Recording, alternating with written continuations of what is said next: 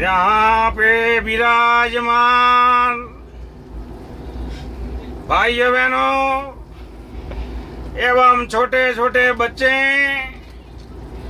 आदरणीय श्री वेंकैया नायडू जी एवं उत्कृष्ट मंत्री दल, मेरे साथ दिल से बोलिए भारत माता की जय।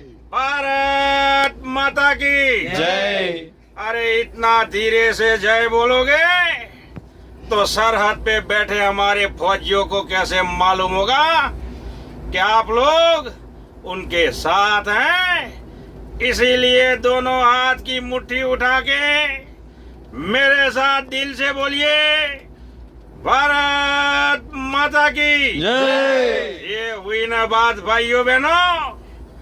अभी आप लोगों को सुन के बड़ा ताज्जुब होगा। 125 करोड़ जनता का हमारा देश और उस 125 करोड़ जनता के पास 8 करोड़ लोगों के पास सिर्फ बीमा है। इसीलिए मैंने गरीब भाइयों के लिए सोचा है कि प्रधानमंत्री बीमा योजना के तहत पूरे साल का 12 रुपया दे के गरीब भाई अपना बीमा खोल सकता है।